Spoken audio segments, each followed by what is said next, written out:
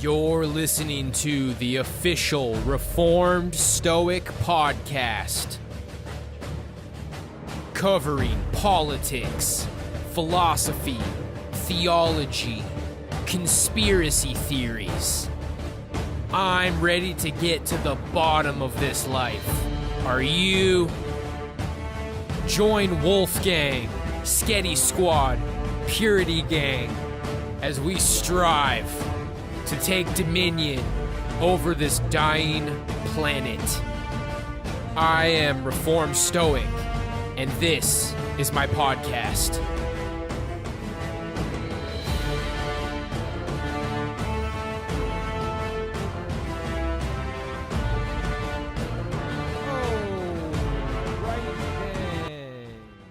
How are we doing today, guys?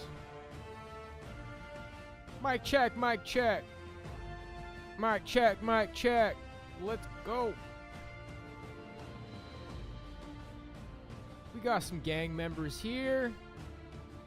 Looking pretty light so far. Got the turtleneck rocking. Rocking with the Diet Coke, you already know. Played drums today, worked out, took a cold bath. Feeling good, baby. Had a shake, had some toast. Still rocking with the Trailer Park Boys, man. Ray is so wholesome, dude. Ray's my favorite character by far. Way of the road, boys. Way of the road. Fucking way she goes, boys. Like, he's got so many one-liners. And the fact that he's Ricky's dad, like, dude, Ricky's hilarious. Ray is Ricky's dad. Oh, man, I'm just loving it. I'm in Season 7. Season 7's great. Ray gets a truck, so Way of the Road comes into play. Super cozy over here. I'm feeling pretty grateful for life right now, guys. Things are going pretty good for the Smear King. I need to do a better job planning these streams ahead of time. I was really scrambling today up till the very last minute, but we got ourselves a little show. We're just going to kind of take a look at some headlines about Joe Biden, and then we're going to go a little bit into the origins of the man, the mystery, the president. I think Joe Biden's kind of a meme. A lot of presidents have meme potential, but, you know, Sleepy Joe, he's just a little out of it, man. You know, this modern far leftism is pretty hip stuff. It's pretty hip happening stuff coming fresh, hot off the grill from the universities. A lot of young kids with their lingo, and, you know, Joe Biden is just like, yeah, right on, kids, diversity and equality, and can somebody help me cross the street? It's nap time. It's Joe's nap time. A little bit about democracy. Gonna go a little bit into the history of democracy. Hopefully we can get some interesting discussion going. I got some sort of an article. Actually, instead of an article for democracy, I pulled up a bunch of quotes from famous men throughout history. So that should be good. A little Joe Biden, a little democracy. And then I was curious about this, the origins of the Baptist Church. So, should be all right. I'm a little nervous with one of these sources today. It's very short. It's a very big philosophy channel, The School of Life. I'm familiar with it. It's got like a real YouTube-y feel. I feel like we should be good to go watching this, but this video's got 11 million views. It's Why Socrates Hated Democracy. It's only 4 minutes and 20 seconds. Hopefully we get away with it. But anyway, guys, I hope everybody's doing good. Life is good. Jambalaya Joseph. Let's go. Potato Joe. Slow Joe. Sleepy Joe. Yeah, let's get lots of good Joe Biden memes going, guys, as we get to the news segment. All right, news segment. You're listening to the Reformed Stoic News segment. Let's go!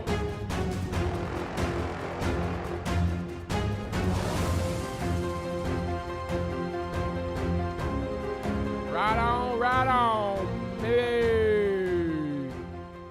All right, let's go ahead and get started.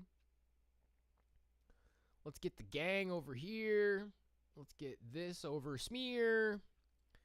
And let's get it cranking with MSNBC. Biden joins Obama and LBJ passing major health care legislation. Let's go. No president tried it until the supremely effective Franklin Delano Roosevelt in the 1930s, and he couldn't do it. His successor, President Harry Truman, tried and failed. Then no president tried it for another 20 years until Lyndon Johnson became the first to succeed where everyone else had failed. Then Richard Nixon tried and failed. Then another 20 years passed before another president tried. That was Bill Clinton, who tried and failed. And then George W. Bush tried and succeeded in a very limited way, followed by Barack Obama, who tried and succeeded big time, provoking Joe Biden to whisper at the bill signing that it was a big effing deal. Ladies and gentlemen, the President of the United States of America, Barack Obama.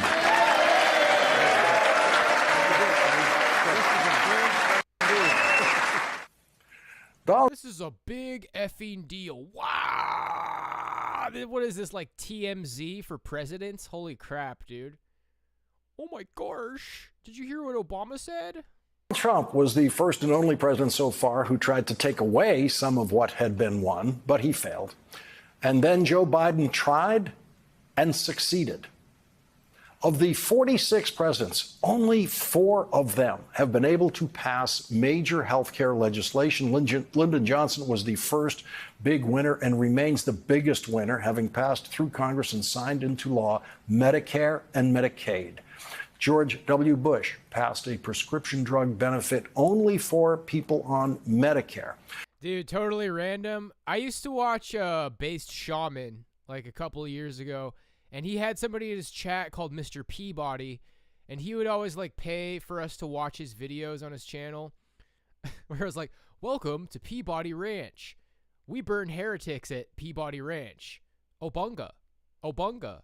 Obunga. They would like have a picture of Obunga, and I was trying to find that channel, dude. That's where I first heard of Obunga. I was trying to find that channel. That's how I found those videos where people were getting chased by Obunga. Like, that's like all you can find anytime you type Obunga now. Anyway. And then Barack Obama did what Franklin Roosevelt, Harry Truman, Richard Nixon could not do. He passed and signed into law the Affordable Care Act, extending health care coverage to millions of people who couldn't afford it through an expansion of Medicaid and subsidies for private health insurance. And yesterday, Joe Biden signed into law legislation that will strengthen Medicare and reduce health care costs through Medicare and the Affordable Care Act, provoking Barack Obama to say on Twitter, this is a BFD. We're giving Medicare the power to negotiate those prices now on some drugs. This means seniors are going to pay less for the prescription drugs. That means if you're on Medicare, you'll never have to pay more than $2,000 a year, no matter how many prescriptions you have, whether it's for cancer or any other disease. No more than $2,000 a year. The Inflation Reduction Act locks in place lower health care premiums for millions of families who get their coverage under the Affordable Care Act. Joining us now is Democratic Congresswoman Lauren Underwood of Illinois. She's a registered nurse who served as senior advisor at the U.S. Department of Health and Human Services. Thank you very much for joining us tonight. I know how important this is to you, especially because your legislation was pulled into this bill. You were advocating the affordability, the Healthcare Affordability Act, as you called it. What does that do, and how does it work in this legislation? So since I joined the Congress, I have been hearing from so many constituents about the high cost of healthcare. My Healthcare Affordability Act says that no American would pay more than 8.5% of their income for silver level marketplace plans. This is for people that purchase their own healthcare coverage. And it extends the popular tax credits, which makes their premium prices more affordable. This was first signed into law as part of the American Rescue Plan in the spring of 2021. And then we saw 14.5 million Americans enroll in coverage. That American Rescue Plan provision was set to expire at the end of this calendar year. So what we have in the Inflation Reduction Act is a 3-year extension of these incredibly powerful, popular tax credits that allow people to find coverage, oftentimes for less than $10 a month. So I'm imagining your days as a nurse and encountering people who have affordability struggles with the healthcare services that you're part of providing for them. And I assume in those days you were thinking occasionally, as everyone does, gee, if I was in Congress, I would do. Is this anything like what you imagined it to be, trying to legislate healthcare improvements back when you were working as a nurse? Well, I didn't anticipate, the twists and turns of the legislative process, but I think it's pretty impressive in one term in Congress to be able to extend tax credits for 5 years and thereby reducing the uninsured rate in the United States to the lowest levels in U.S. history. That's what we have done in the last 2 years. And so, I didn't know that it would take the form of these kinds of tax credits, but I think the impact is something that every nurse in this country can be proud of. Okay, just a bunch of blah, blah, blah. Passing major healthcare inflation. It's a big effing deal, apparently, whatever it is. Just a bunch of hoo-ha to me. I may or may not have insurance. I mean, I think everybody has to have insurance, so of course I have insurance. I'm a law-abiding citizen, man. Let's go. If I ever get hit by a semi-truck, I'll be able to pay for it. Comments. This is a long comment. Sure. The stories of patients were heartbreaking almost 60 years ago. I was paying claims for a major insurance company and was talking to everyone on the provider side, the patient side, and the side paying for the insurance benefits. The benefits were inadequate, and even though the costs were much lower than the co-pays and deductibles of serious illness frequently destroyed a couple's retirement accounts. In 1965, 57 years ago, the world began the transition to universal health care systems. Congress had complete coverage, so they had no motivation to join that change. Now, America is one of the few countries remaining in the world that does not have a universal health care system. Our citizens have suffered as a result. All the other countries have been able to afford these systems without difficulty, so recognize the noise about not being able to afford it or how our citizens don't deserve it as the flim-flam that it is. We need to vote enough Democratic senators into office so that we have a working Senate once again. Yeah, there's a long history to this. I remember this since I was a lad. Mr. Michael Moore, he did documentaries like Bowling for Columbine, Fahrenheit 9/11. I never saw Fahrenheit 9/11. I should probably see that. And then he did Sicko. Sicko is the one that Michael Moore did about the healthcare system. Yes, I kind of grew up on Michael Moore documentaries, like when I was in elementary school, about 4th, 5th, 6th grade. I actually kind of like Bowling for Columbine. That's the one about Columbine and guns, and he stands outside of some guy. He's like the chief of the gun commission or something, and he holds a picture of a girl who got shot. He's like, "Is this what you want? Is this what you freaking want? You did this. You could stop this." And the guy's hiding in his office, and he's pressing the picture up against the window. It's like, "Hey man, this girl got shot by a gun. You work with guns. You're the gun man." Anyway, yeah, Bowling for Columbine. I could probably watch that once every couple of years. Yeah, we got private healthcare here. We don't have central healthcare, whatever it's called. We don't have the public healthcare. What are my thoughts on that? Well, I don't really have that much money, and a lot of people, you get fucked up. You don't have a lot of money. You go to the hospital, and you're going to have to foot the bill somehow. If you don't have insurance, a lot of insurance isn't really going to work out the way you want it to. I don't know, man. You see, this is a conservative thing. If you're a conservative, if you're a Republican, you're supposed to be like, everybody just get a freaking job and pay for your own health care. Oh, everybody wants these handouts, and you make me sick with your handouts, and you're entitled. And I don't know, dude. Like, if I could just walk into a hospital and get service and not have to, like, pay a ton for it, I feel like that would be okay with me. I think the idea is that in a system like this where it's privatized, doctors probably make more. It's like more of a high level position.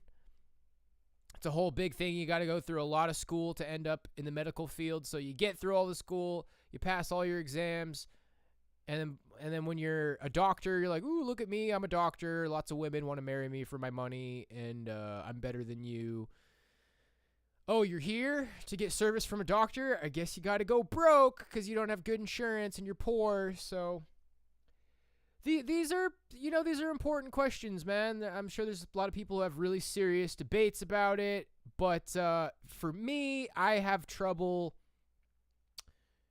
being against, public health, centralized health, whatever, healthcare. I feel like in a country like ours, what it ends up being is like a bunch of poor immigrants holding up a middle finger, like, yeah, pay for my health care, rich asshole. Like, nobody in this country really likes each other. So that's kind of the idea of national socialism. Hitler, anybody? That's kind of the idea of National Socialism. It's a lot of people who are like kind of on the same team, and I guess the idea is like you look out for your own team. But yeah, not necessarily saying that's what I'm about. It's just like when you have socialized things in a country where everybody hates each other, it ends up being poor, broke people with their middle finger up. Ha ha, rich asshole, pay for my shit, because we don't like each other. So those are some of my thoughts on the subject. What is your thoughts on men having an unequal dating market in every single... dude, whatever, man. I lost the genetic lottery. I've been enjoying watching Trailer Park Boys and working out and taking cold baths. I said the other day that I'm going to upload a video soon about like how important my schedule is to me. Like, schedule is like everything, dude. When my life is going like shit, I'm not adhering to a schedule. Momentum is everything. Momentum. I made the video in the past about your house of cards, like how your house of cards falls over and over and over again. You got to build it back up. I'm probably going to make that video soon. For me, man, I just got to focus on my schedule and my routine, and I'm sure there's a sweetie out there for all of us. Probably not, but that's the thing to say that just keeps the conversation moving. That's what health insurance does. Yeah, ideally. You walk in the hospital and not pay very much. Well, I guess I'm going to have to watch Michael Moore's Sicko documentary again, but I think there's people out there who have complications with insurance. I don't know, man. I don't really feel strongly one way or another. Give the poor people all the money, kill all the poor people. I don't know, dude. Let's put on a blindfold and do eeny, meeny, miny, mo. Catch a tiger by the toe. If he hollers, let him go. Eeny, meeny, miny, mo. And my mom says that you are the very best one, and you are it. I guess we're killing all the poor people. Ha, ha, ha. Just kidding. Okay. Every full-time job I have had, I got free health insurance. Let's go. Will you date me? Would you swing a little bit? I swing every day on the drum set, bro. Real Elvin Jones hours. They just want free Narcan and free ambulance rides. Damn, all Democrats, you just want free ambulance. Hey, why don't you get a job? Why don't you get a job? All these poor people breaking their legs all the time. How do you break your legs if you don't even have a job? You just like sit there watching TV all day on welfare, and then all of a sudden Fred the fish, oh, my leg! Pay for my leg. Even a $12 an hour job, I got free health care. Most Euros don't realize that if you have a job in the U.S., you basically get free health insurance or a very reduced price. All right. We're having a good discussion here. I wish this would be played as much as every detail of Trump's misdeeds. Because it's a big effing deal, right, Obama? All right, moving on. We've milked that. Ooh, here we go. 7 minutes and 30 seconds. My fellow Americans. Okay, so this is 2 weeks ago. This is C-SPAN. President Biden remarks on counterterrorism operation. So this is a little bit outdated, but, you know, terrorism, Wolfgang. I think he's talking about a special somebody. Again, I'm not a domestic terrorist. Please stop following me. All right. On Saturday, at my direction, the United States successfully concluded an airstrike in Kabul, Afghanistan that killed the emir of al-Qaeda, Ayman al-Zawahiri. You know, Zawahiri was bin Laden's leader. He was with him the whole time. He was his number 2 man, his deputy at the time the terrorists attacked 9/11. He was deeply involved in the planning of 9/11. Yeah, see, I said this the other day, dude. Biden is like the perfect we're living in this really brutal transition period where we're basically all going to start realizing that we're losing our rights and that we live in a dystopia and that like some horrible great reset is coming. You just listen to Biden's demeanor and look at his face. I guess now you have to go inside at 6 p.m. and you're no longer allowed to get married or have kids, and you got to eat the bugs. And there's like freaking drones flying around, like assassinating people, and we're like entering this new dark era, and everybody's like, "What the fuck? What in the absolute?" He's just you can't like hold it against him, you know. He just seems like a senile old man who's just reading a script. So I feel like that's why he's like the perfect president for these times, because other presidents would be held more accountable. Where it's like, oh, come on, Biden's old, man. He doesn't know any better. One of the most responsible for the attacks that murdered 2,977 people on American soil. For decades, he was the mastermind behind attacks against Americans, including the bombing of the USS Cole in 2000, which killed 17 American sailors and wounded dozens more. He played a key role in the bombing of U.S. embassies in Kenya and Tanzania, killing 224 and wounding over 4,500 others. He carved a trail of murder and violence against American citizens, American service members, American diplomats, and American interests. And since the United States delivered justice to bin Laden 11 years ago, Zawahiri, bin Laden used to work for our CIA, has been a leader of al-Qaeda, the leader. From hiding, he coordinated al-Qaeda's branches and all around the world, including setting priorities for providing operational guidance that call for and inspired attacks against U.S. targets.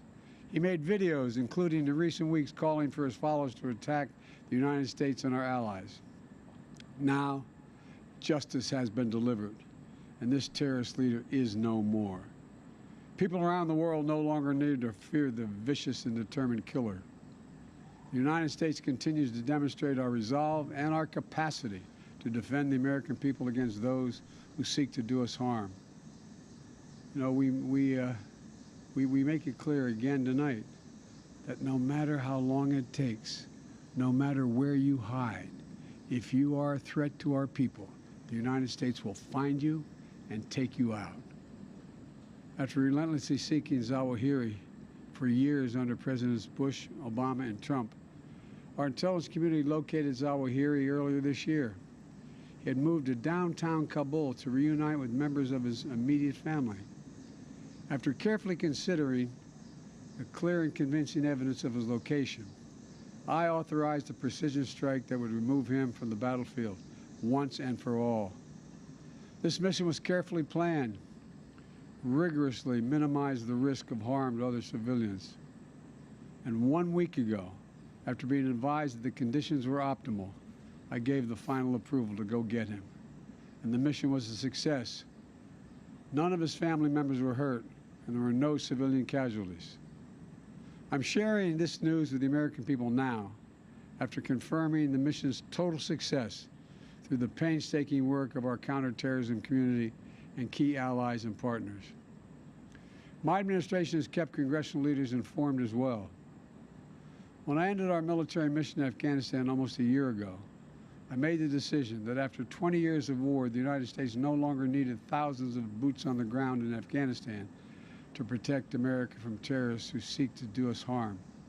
And I made a promise to the American people that we continue to conduct effective counterterrorism operations in Afghanistan and beyond.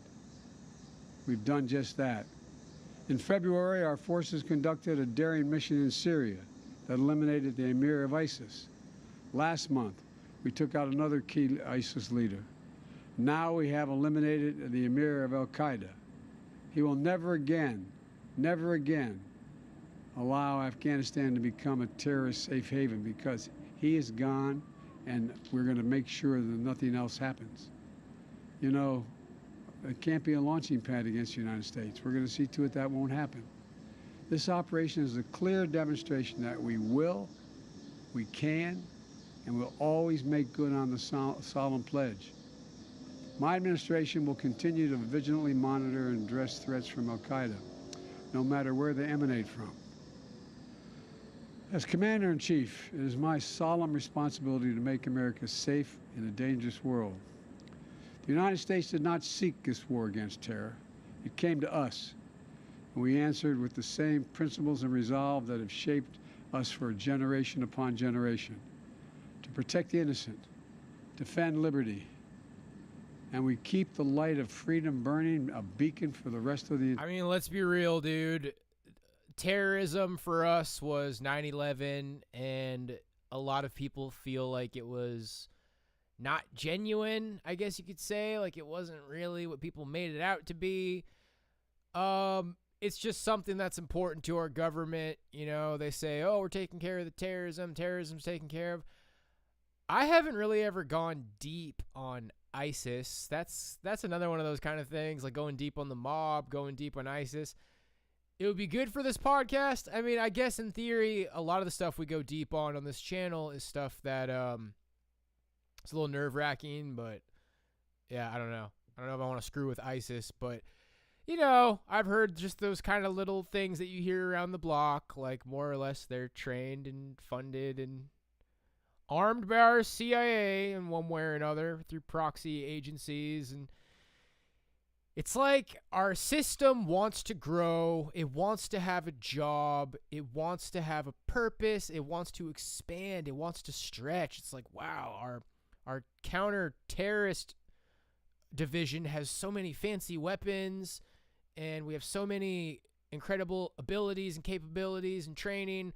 We want to be able to use it. We want to be able to get funding. We want to increase this program. We want to improve this program. These things want to exist. So sometimes the enemies need a little bit of a push, because people are kind of like terrified to fuck with the United States, because we're pretty good at kicking everybody's ass. So sometimes we got to help them out a little bit. It's like, hey man, how about we give you some weapons and some money and some training and some fucking land, and you know, we'll help you out so we can go like kick your ass and save the day. America. Entire world, because this is a great and defining truth about our nation and our people. We do not break. We never give in. We never back down.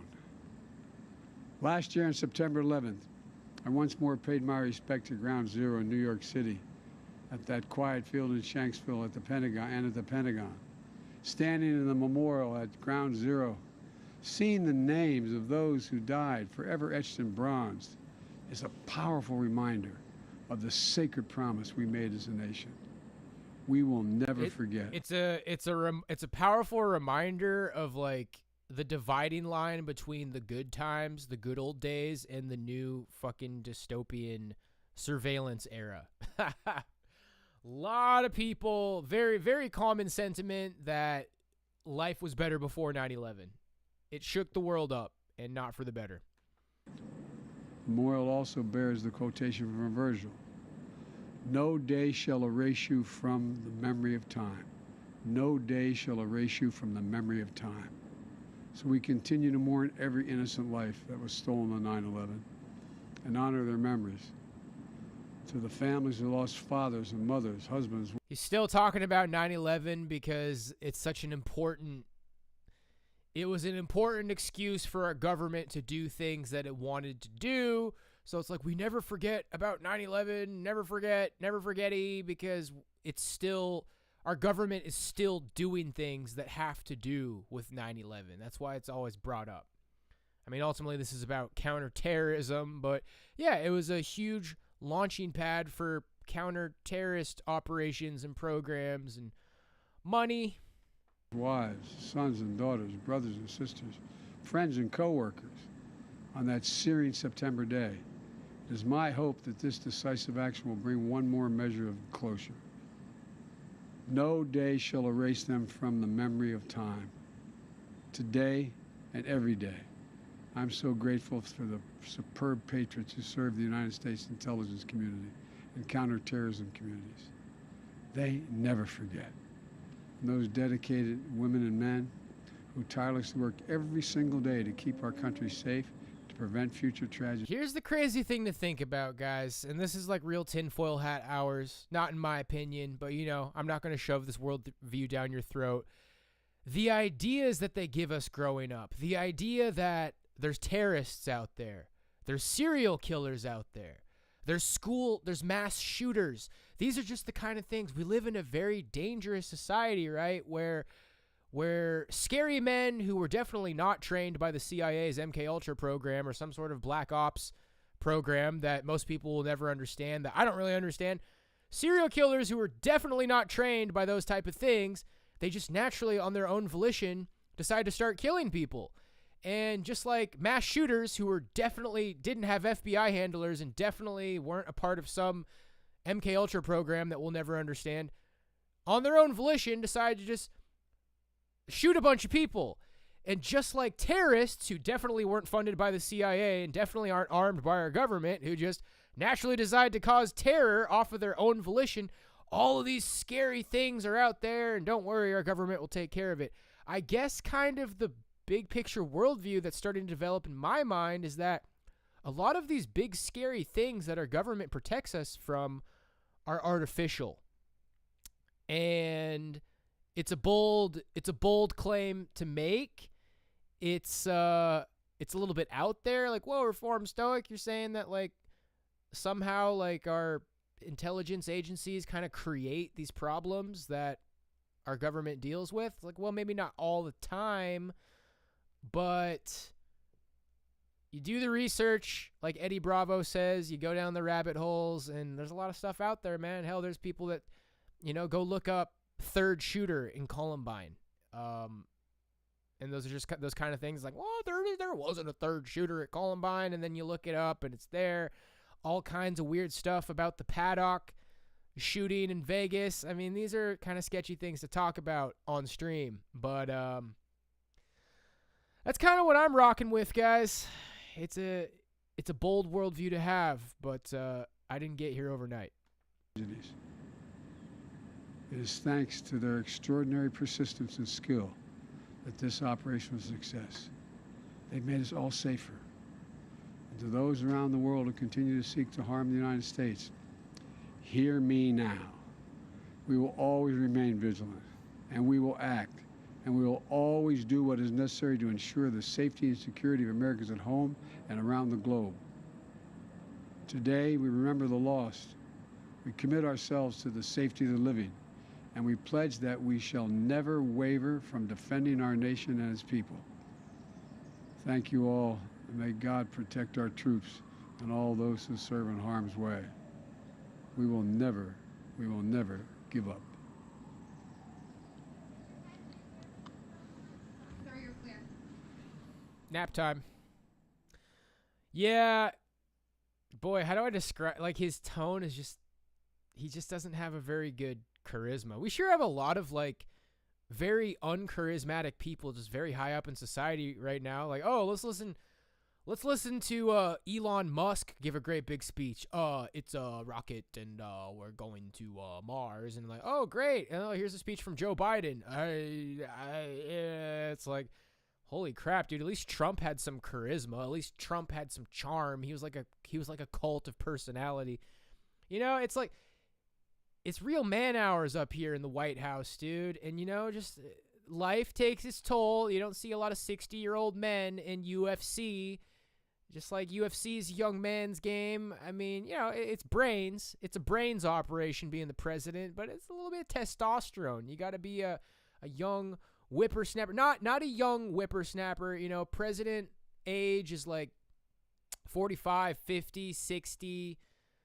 You want a distinguished, older, well-together man with a long history of doing other big things. You get former senators and former governors and former directors of CIA and those type of people. I just kind of think Biden's a little bit old, man, and I don't think he's a very great speaker, and it's whatever. Barack Obama was like the opposite. Barack Obama was like he's gonna get a freaking. It's like an award acceptance speech every time, or he's gonna win like best speech of the year. Obama was a very good speaker, but I'm just always rolling my eyes, and other people, like my parents, are like, I just feel so much better whenever Obama says anything. Like, I know that I can trust Obama, and yeah. Thank you, Mr. President. I wonder how many bloopers they had before President Biden got it right. Use the right way. Artificial intelligence can do all the work and pay humanity weekly dividends. Thank you, AI overlords. Wow, strong speech from such a weak president in our nation's history. Hear me now. Our country should be embarrassed. Trump is older than Biden. Well, he doesn't seem like he's older.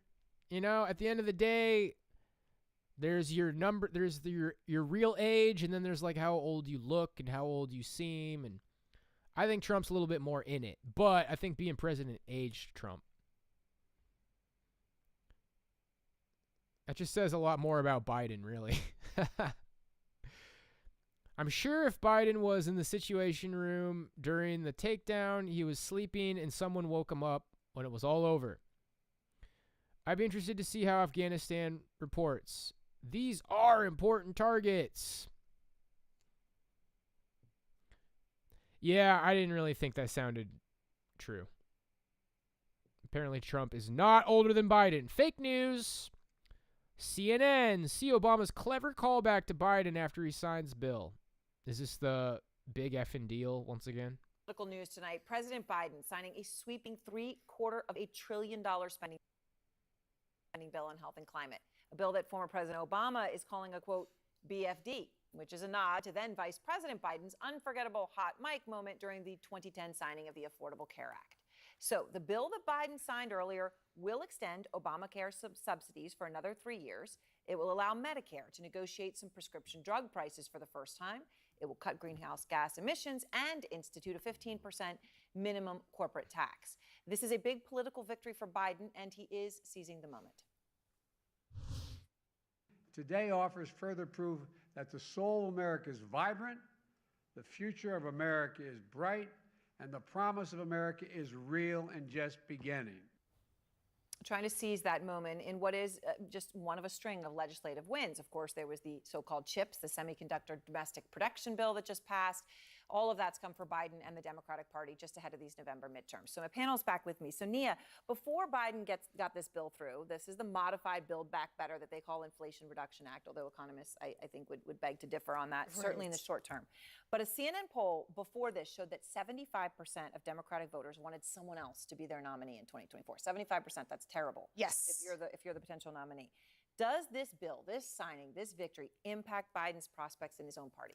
I think it does. Two separate issues, one being 2022, one being 2024, but the through line being how Democrats feel about him. One of the reasons his approval ratings are below where Trump's were back in the day, below where Obama's were back in the day, is because Democrats don't support him at the same rate. I think he may be 70, 80% or so. So I think this will help bring Democrats home. Democrats who were like, what's the point of the Biden presidency if they can't actually get anything done? So they did deliver on some key issues that Democrats care about around climate change. Young voters particularly care about that, health care, veterans, and then the gun safety safety bill. So these are real deliverables.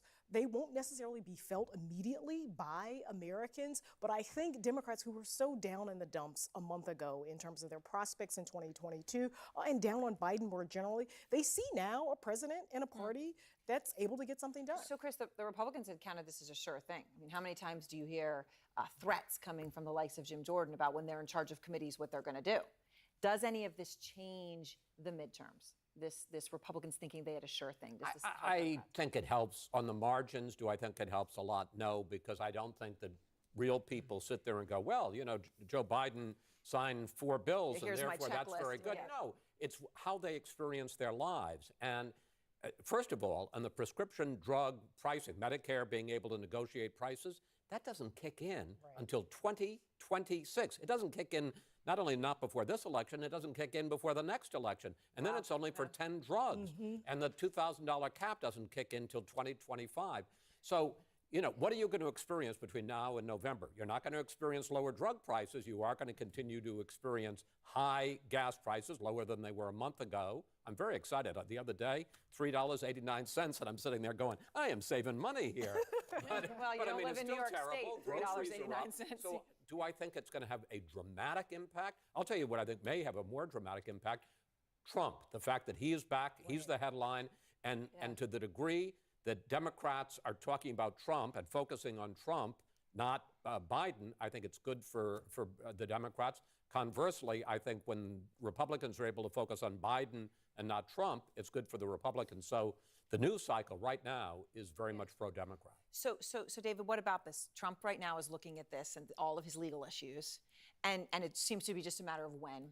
Not if, but when. I mean, those are his very words. Right? He said that to New York Magazine. So how does that impact this if he jumps in before the November election? Well, the people that agree with Chris's analysis just now are the people running the Republican campaign because they think if Trump is front and center and he does announce a pre-midterm election day, that is not good for them, that takes the attention and focus off of the economy, the inflation, Biden, which they think works for them the best right now. Then it becomes a referendum on Trump. Exactly. So Trump will suck up all the oxygen, all the attention will be Trump. Now, let's be clear. That will also motivate the Trump base, which could help, but it will undoubtedly motivate the left as well. Yeah. All right. Thanks very much to all on this election night.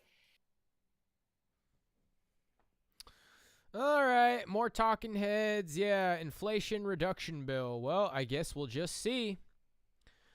We'll just see what happens with that. Either the prices will go down or they won't. The president alone cannot do certain things. We need to elect both senators and House rep in big margin to be able to pass appropriate legislation. I want my team to win. Good on Chris Wallace. We also need to keep pushing for better legislation that benefits real Americans. Real. Thank you, President Biden. As much as I love Biden, I feel as though he's not feeling as well as he was in 2020. I feel as though he should leave because of health issues and allow a younger Harris to take over and run in 2024. He should wait until after the 2022 elections have concluded. He has done a good job under all the circumstances he was faced with. Man, I feel like Trump is going to win, dude. Trump's probably winning that next election, and man, things are going to be really spicy by the time 2024 rolls around. I just don't even want to say what I'm thinking, man. I don't know if I'll still be here. I don't know if the world will still be here. I don't know. I don't know what's going to be. I feel like the winds of change are blowing. Shit winds, Rick. The shit winds are blowing, and who knows where we'll be by the time that election rolls around. CNN, let's go. I mean, if Obama said BFD, it must be a BFD. That's right. All is well in the world, sweetie. These people are out of they're out of their minds. And Barack Obama's right. It is a big effing deal. That's right. Daily reminder, tonight I say this to my Republican colleagues who are defending the indefensible. There will come a day when Donald Trump is gone, but your dishonor will remain. Elizabeth Cheney, we miss you, Obama. Okay, yeah, that's enough CNN comments. So, Joe Biden, life before the presidency. All right, we got some reading to do here. I got the Crinkster on my lap. Let's get this microphone placement. Get cozy for some reading. So, this is millercenter.org. Joseph Robinette Biden Jr. was born on November 20th, 1942. Woo! Dinosaur. In Scranton, Pennsylvania, as World War II raged overseas. The first child of Catherine Eugenia Jean Finnegan Biden and Joseph Robinette Biden. Sir Joey, as he was known, was a scrappy kid from a working-class Irish Catholic family. Biden's father prospered during the war when an uncle gave him a job in his lucrative manufacturing company that provided sealant for merchant marine ships. Joe Sr. left Scranton to run the Boston office. He lived the high life, driving fast cars, hunting, and haunting the polo fields. But after the war, his fortunes reversed and Joe Sr. found himself adrift. After a couple of failed business ventures, he returned to the coal mining town of Scranton, where he took what work he could get to support the family. By now, Joe Jr. had been joined by his sister Valerie. Two brothers, James and Frank, would complete the family. As a child, Joe Jr. suffered from a severe stutter. Corn pop. He endured bullies and the shame that accompanies the affliction. Kindergarten speech therapy did not work, so he decided to fight his battle on his own. The effort toughened him and endowed him with prodigious confidence that sometimes veered into recklessness. In industrial Scranton, at around age 10, he accepted a $5 dare from a local kid to climb to the top of Combe Mountain. Okay, that's nice. In 1953, Joe Sr. landed a job selling cars in Williamton, Delaware, and moved the family into an apartment in the suburb of Claymont. Joe Jr.'s tribulations dogged him into high school at the Arkmere Academy, a private Catholic school for boys. His classmates tarred him with the nickname Dash for the way sounds came off his lips. I talked like Morse code, Biden explained in his memoir. Promises to keep ... Okay. His stutterer put the fighting spirit in him, and he shouted down the bullies, "You guys, shut up." He practiced hard in his bedroom, watching his lips in the mirror with a flashlight while memorizing Yeats and Emerson so he could speak flawlessly in class. Good job. He did it! I'm not afraid anymore!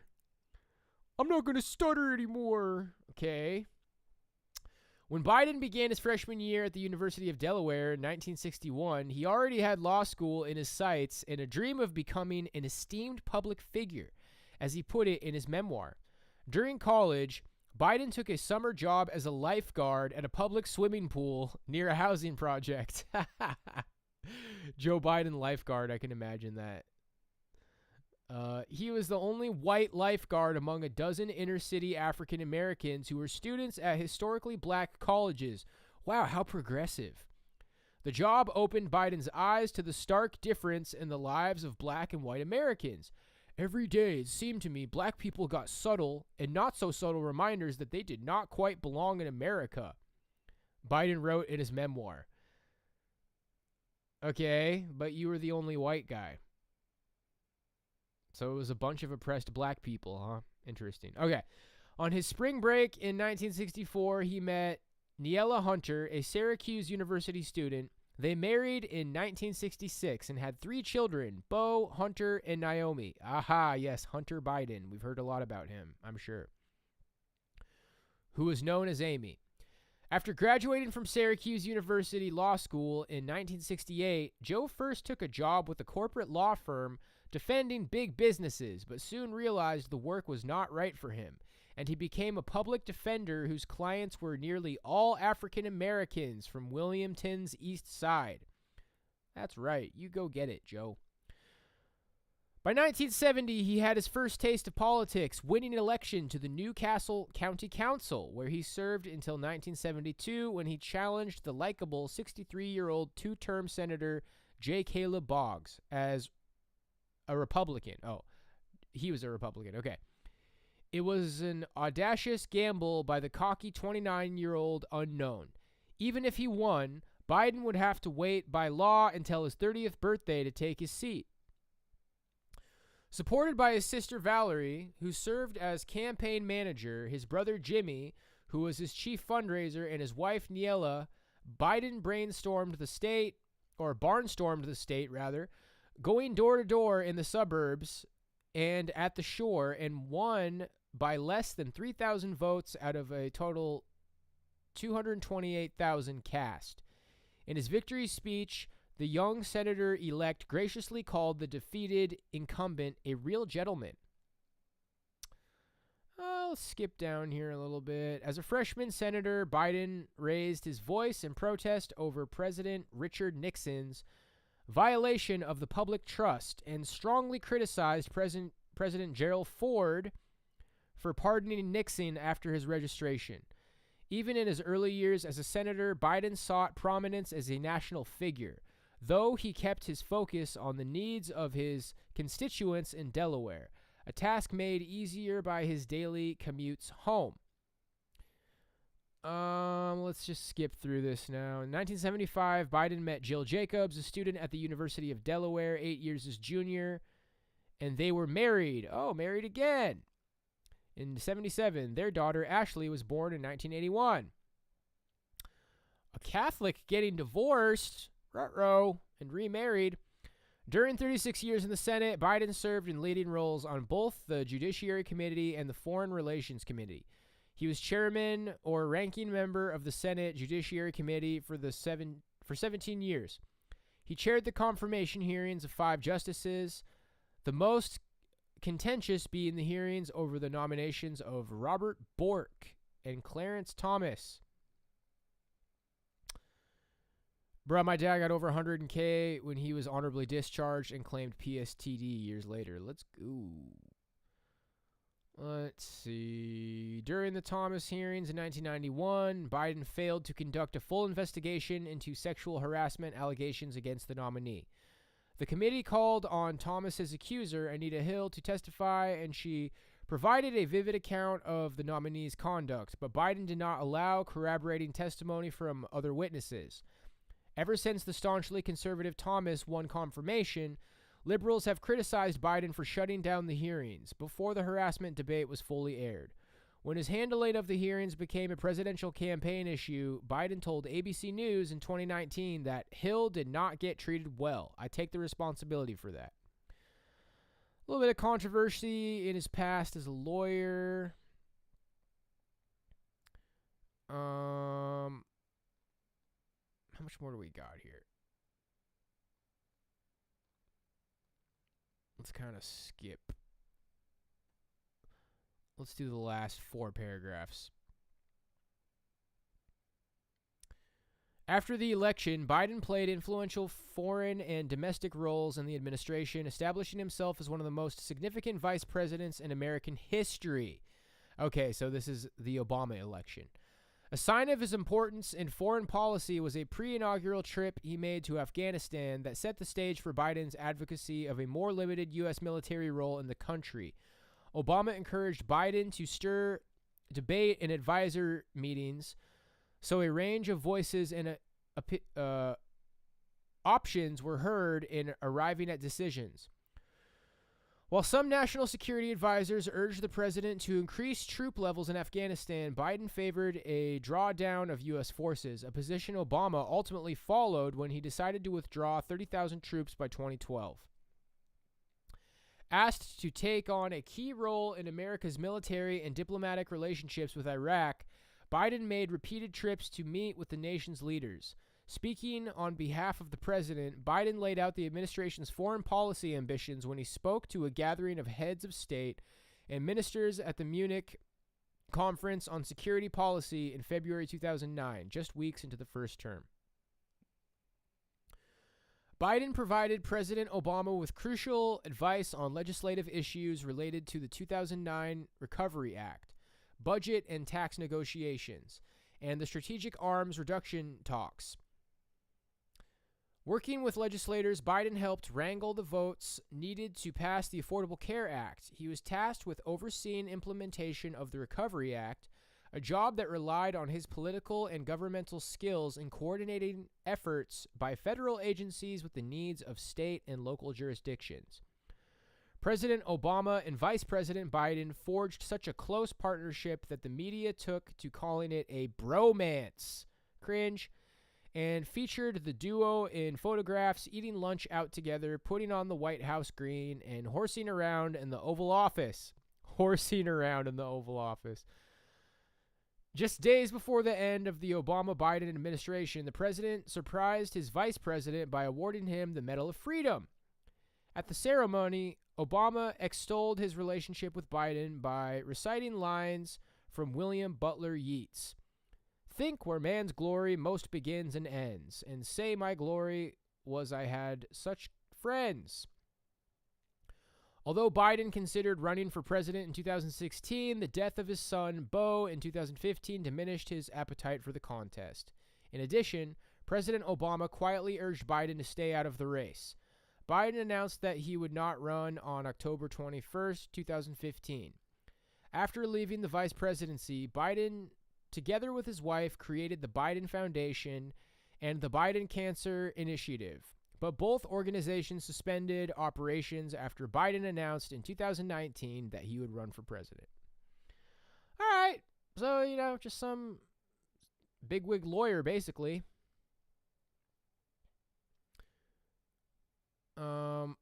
I know a female veteran that gets $5,000 a month and is retired in her 30s. Ooh, that sounds cozy. All right, you guys. Well, I announced yesterday a new segment of the show. It's 6:30 p.m., baby. It's time for me to go take a pee. Man, let's go. Let's do funny dogs. Let's go. Funny animals. This is going to be a great time for you guys.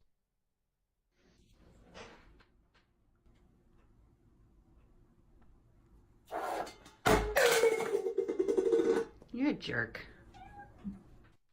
Thanks. Hey, I don't want to be a bummer, but just want to say something in a super loving way, but could you not fix your house tonight? Put this in the trash. Put it in the trash. Put it in the trash. Come on. Put it in the trash. Oh!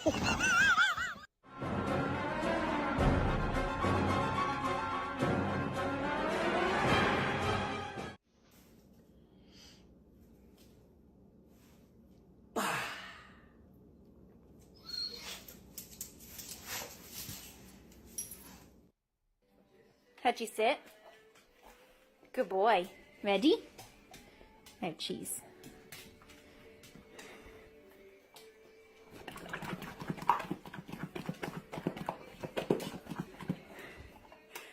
Oh, shit. Finally.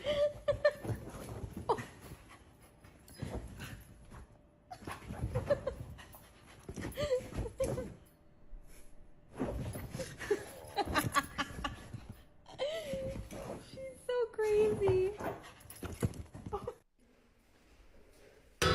In nomine Patris et Filii et Spiritus. Ha ha ha ha. Very good. Thank you, funny animals. All right, guys. Well, that's a little bit about Sleepy Joe. I really feel like he's not that interesting. Not a great speaker. Not an especially profound history. Just a rascal, rowdy Irish Catholic guy who apparently had a stutter and was bullied. Cringe, yikes. And he became a lawyer. Lawyer is a prestigious position. If you're a hot shot, you make big money, make big connections. Sounds like he was a part of some significant cases. Yeah, Joe Biden, everybody. Let's learn a little bit about democracy. We got kind of an off the beaten path source here Only 198 views. This came out a month ago. The Daily Bell Ringer. The Birth of Democracy. So let's see what this guy's all about. Today we're looking at the birth of democracy. Hello, welcome to the Daily Bell Ringer World History. Please don't forget to subscribe and take a look at the questions down in the description. All right, I just wanted to sound check that. Today we're looking at the birth of democracy. Hello, welcome to the Daily Bell Ringer World History. Please don't forget to subscribe and take a look at the questions down in the description. Also, don't forget to check out dailybellringer.com where you'll find more resources that go with many of the Bell Ringer videos. What is democracy? A democracy is a system of government in which the people have the power through voting or elections. The term democracy takes its root from the Greek words demo, which means people, and kratos, which means rule. The term literally means people rule. Today, there are over 120 countries in the world that have some form of democracy in place, including the United States of America. But to look at the origins of democracy, we have to look to the ancient Greeks and the city-state of ancient Athens. In 594 BC, the wealthy upper-class citizens or aristocrats of Athens chose a man named Solon to be their leader. Under Solon's leadership, voting rights were extended to the middle and lower-class citizens of Athens. Prior to this, Athens had basically been an aristocracy, or in other words, a system in which only the wealthy class of citizens were allowed to have a vote in government. This change set Athens on a course of forming a more true democracy. During the rule of Pericles from 461... All right, let me interject with my tinfoil hat fake news. Basically, it's funny. We used to have an aristocracy where only the rich people had a vote. I feel like democracy is like a game for poor people. There's different levels of poor people, dude. Basically, there's the rich people who are the elite, and then everybody else who's poor. And then there's different levels of poor people. Really poor people think that people who make maybe like $600,000 a year are rich. Now, obviously, that's a comfortable living. You know, who am I to say that you're not rich for making like $1 million a year? It's just that I see democracy as like a game that keeps the masses distracted and makes them think, I made a difference, I helped, where ultimately the idea that it's so much different than an oligarchy or an aristocracy is just kind of laughable. The rich keep sitting on their money. It doesn't matter if Democrats are in office. They're not really a threat to the big money powers. So more on that later. To 429 BC, sometimes called the Golden Age of ancient Greece, more rights were given to the citizens. Athens began to form citizen juries, or groups of people that would hear court cases and make decisions. Athens' democracy flourished as average citizens were able to be involved in the political and legal decisions of the community. But now, what does it mean to be a citizen? A citizen is a person that is legally recognized by the government of a country or state to be a member of that state. In ancient Athens, in order to be considered a citizen, you had to be a male, born of 2 Athenian parents, and at least 18 years old, and you had to have completed your required military service to Athens. Women, children, and enslaved people were not considered citizens and could not vote or have really any rights in the government. A key factor in this growth of democracy was the educational system in Athens. Athenians from a young age learned to read and write and studied math, literature, and music. The goal was to create a well-rounded citizen that could play an active role in society and make informed decisions. Exactly the same purpose of education today. Today, when we think of democracy, we typically think of voting for candidates to be representatives. But that is not exactly how it worked in Athens. Athens' government was broken into 3 different groups: the assembly, the council, and the courts. The assembly was a meeting that took place 40 times each year. Each adult male citizen, regardless of their social status, had the right to attend and to speak and give their opinion on issues facing Athens. They would then vote on what Athens should do. This is what's known as a direct democracy because the citizens themselves vote directly on issues. What was developed later in history and what the United States has today is a representative democracy, where citizens vote for people to represent them in the government and vote on issues and pass laws for them. The second major section of the Athenian government was the council, which was made up of 500 male citizens chosen at random to be on the council. Again, there was no social rank or status required to be on the council. It was open to all male citizens. The terms in the council were for 1 year, and you could only serve on the council twice in your lifetime. The council would vote on issues and take care of the day-to-day matters of the government. Lastly, the courts would decide legal cases based on the decisions of the juries. Juries, as I mentioned earlier, were made up of Athenian citizens and would make decisions on cases by a majority vote. Interestingly, today we think of a jury in America as being 12 jurors, but in ancient Athens, juries could be as large as 100 or even 1,000 jurors. The Athenian democracy remained strong for several years until 404 BC, when Athens was conquered by Sparta at the conclusion of the Peloponnesian War. Soon after, in 338 BC, Philip II of Macedonia conquered the region, and his son Alexander the Great would then be the dominant ruler over Greece. Although the Athenian democracy did not permanently last, it did plant the seeds for the democratic system that would be followed by other nations throughout history. If it were not for the Athenians of ancient Greece, we would not have the democracies of today that give freedom and liberty to millions of people. So with that, hopefully you learned something, and thanks for watching. All right, little tidbit there. Another great episode. Yeah, this guy's got a pretty small channel. All right, let's go ahead and move right along here. We're doing pretty good on time. History of democracy in 4 minutes.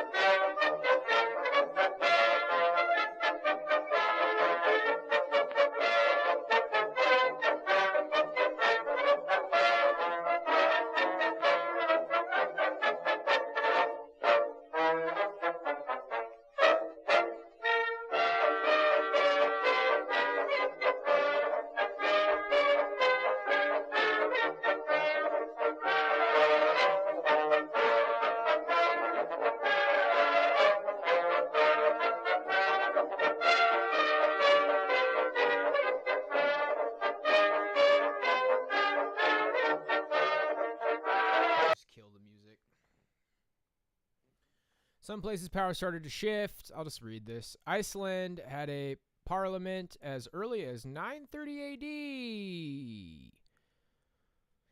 In England, the people forced the king to sign the Magna Carta. More rights for us, less power for you. In the United States, the people wrote up a new constitution for their new country. While in France, the people rebelled and started a revolution. Freedom, equality, brotherhood, power to the people. Yeah, these are all libertarian values. It's all cancer. The French Revolution gave the people the power back to the people until Napoleon seized it. Oof. In the 19th century, more countries became democracies and the right to vote was expanded. All white males with citizenships and jobs, age 25 and up. Okay, also the unemployed from age 21. Yeah, this is the pretty typical narrative. Women are way too irrational to vote. In the U.S., Native Americans and African Americans got voting rights eventually. Yay! The 20th century brought war. Is this what democracy brings us? War and poverty? Yeah, actually. Vote for me. I'll make sure things get better. Populist type. War again? It has been said that democracy is the worst form of government except for all those other forms that have been tried from time to time. Democracy cannot succeed unless those who express their choice are prepared to choose wisely. The real safeguard of democracy, therefore, is education. Democracy must be something more than two wolves and a sheep voting on what to have for dinner. In recent years, there is increasing criticism. We, the enlightened West, bring democracy and therefore freedom to the East. Do it yourself, democracy. Does that even work over here? Hooray, we get a vote. But for what? Shut up and vote. This does not look like how we once thought it up. Maybe we should try something different. We are the 99%. Power back to the people. From the graphic novel, World Domination. Okay. So here's the funny thing about, like, when you watch documentaries, there's inherently pro-democracy propaganda built into, like, every facet of society. It is taught to us that democracy is objectively the best decision or objectively the best system. That, you know, you just watch a history documentary or like what we just watched here, speaking of the French Revolution, like it's a good thing. Just speaking about, like, you know, the aristocracy didn't like democracy, and the kings didn't like democracy because they're evil, and the people are rising up, and power to the people is a good thing. Everything teaches us that democracy is objectively the best system. And this is where, when people are like roasting philosophy majors and people who study philosophy, what's the point of philosophy? What are you going to do? Work at McDonald's? Well, it's just interesting to take a look at what philosophers had to say about democracy. Which brings us to our next video. Let's read some comments here. But why did Plato think democracy would turn into tyranny? Someone please help me. Well, because ultimately it does. And that's what we've seen. And this power to the people, like I said earlier, doesn't really amount to much more than a game for the masses to make them feel like they're involved and to choose between two parties that ultimately... I like to say there's like Democrat chores and there's Republican chores. You know, we get a neocon in office like George W. Bush. It's like, all right, let's get some conservative chores done. Let's start some wars. Let's get some tax cuts for the rich going. You know, let's project the illusion to the conservative masses that they're maintaining their country and conserving their values. And then, you know, we get some Democrats in office. It's like, all right, let's do some Democrat chores. Let's inflate racial tensions. Let's create some crappy new, like, healthcare program and welfare. And let's make all the minorities and, you know, supposedly oppressed groups feel like they're getting their say and they're having their day in the sun. And it's a freaking sham. All right, so this is a really big channel, The School of Life. I feel like this guy's a bro, and like it's not a big deal to watch this on my stream. My gut says that we're allowed to watch this. I want this perspective, why Socrates hated democracy. Let's pray for this to be okay.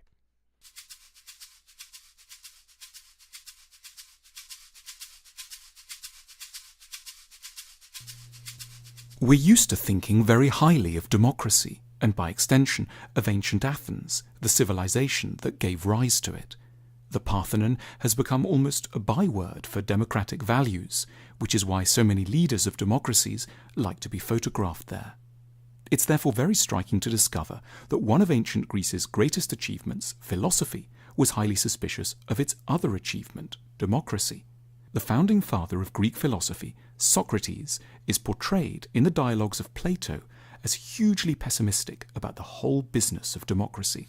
In Book 6 of the Republic, Plato describes Socrates falling into conversation with a character called Adimantus and trying to get him to see the flaws of democracy by comparing a society to a ship. If you were heading out on a journey by sea, asks Socrates, who would you ideally want deciding who was in charge of the vessel? Just anyone, or people educated in the rules and demands of seafaring? The latter, of course, says Adimantus. So why then, responds Socrates, do we keep thinking that any old person should be fit to judge who should be the ruler of a country? Socrates' point is that voting in an election is a skill, not a random intuition. And like any skill, it needs to be taught systematically to people. Letting the citizenry vote without an education is as irresponsible as putting them in charge of a trireme sailing to Samos in a storm. Socrates was to have first-hand catastrophic experience of the foolishness of voters. In 399 BC, the philosopher was put on trial on trumped-up charges of corrupting the youth of Athens. A jury of 500 Athenians was invited to weigh up the case and decided by a narrow margin that the philosopher was guilty. He was put to death by hemlock in a process which is, for thinking people, every bit as tragic as Jesus' condemnation has been for Christians. Crucially, Socrates was not elitist in the normal sense. He didn't believe that a narrow few should only ever vote. He did, however, insist that only those who had thought about issues rationally and deeply should be let near a vote. We have forgotten this distinction between an intellectual democracy and a democracy by birthright. We have given the vote to all without connecting it to wisdom. And Socrates knew exactly where that would lead, to a system the Greeks feared above all, demagoguery. Ancient Athens had painful experience of demagogues. For example, the louche figure of Alcibiades, a rich, charismatic, smooth-talking, wealthy man who eroded basic freedoms and helped to push Athens to its disastrous military adventures in Sicily. Socrates knew how easily people seeking election could exploit our desire for easy answers. He asked us to imagine an election debate between two candidates, one who was like a doctor and the other who was like a sweet shop owner. The sweet shop owner would say of his rival, "Look, this person here has worked many evils on you. He hurts you, gives you bitter potions, and tells you not to eat and drink whatever you like. He'll never serve you feasts of many and varied pleasant things like I will." Socrates asks us to consider the audience's response. Do you think the doctor would be able to reply effectively? The true answer, "I cause you trouble and go against your desires in order to help you," would cause an uproar among the voters, don't you think? We have forgotten all about Socrates' salient warnings against democracy. We have preferred to think of democracy as an unambiguous good rather than as something that is only ever as effective as the education system that surrounds it. As a result, we have elected many sweet shop owners and very few doctors. All right. It seems like we've survived. See, I would have to invoke South Park here. It's like, yeah, I mean, the voters should be wise, but when you're voting between a giant douche and a turd sandwich, it's like, does it really matter that much? And that's really, I think South Park kind of hit the nail on the head, you know? Giant douche versus turd sandwich. That's, it's like, yeah, you can. And I think it's overall better to be conservative. Like, yeah, at this point, I think the chosen idiot mass party is the Democrats. But you could kind of draw a comparison between the modern Republican Party and kind of like a heavy dope type of a thing. Because there's all kinds of problems with the Republican Party as well.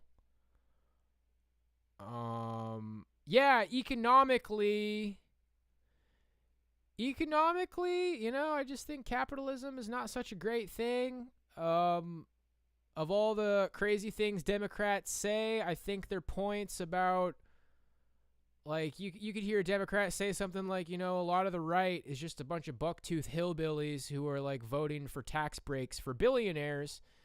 And it's like, well, economically, I am more of a leftist. And I would say that the economic truth was put on the left, and then the ethical truth was put on the right. So you know, they have these two parties where there's a little bit of bullshit mixed with some truth in each one. The unified solution, the unified complete system is not an option. That's just my opinion, of course, but smoke and mirrors, baby. Horse and pony show. The lesson here is that just because you can use Twitter doesn't mean you understand politics. Hurdy. Democracy basically means of the people, for the people, by the people, but the people are retarded. Rajneesh Osho. And here we are in a world that values optics, personality, and branding over competence, integrity, and real good. If Twitter tried to cancel Socrates, it would be a hilarious week. Very true. Voting wisely should be taught from a young age. Yeah, vote for the Democrat. Yeah, vote for the Republican. Oh my gosh, you're such an idiot. Oh, you're such an... Maybe it doesn't sound very deep to people, man, but we're given the illusion of choice. We do have a choice. I don't think the choice matters that much. When people talk about the world like, oh, the Democrats have a plan to enslave us all and maintain the Democrat rule forever, it just sounds cheesy to me, man. Like the real elite, the real plan is bigger than Democrats versus Republicans. I just think it's so hilarious that John Kerry versus George W. Bush was skull and bones versus skull and bones. I mean, dude, the two candidates of a election were both from the Skull and Bones Society. You just... And what Anthony C. Sutton says, or what a few people says, is that in the Skull and Bones, if you're a Democrat, then they tell you to run as a Republican. If you're a Republican, they tell you to run as a Democrat. It's an act.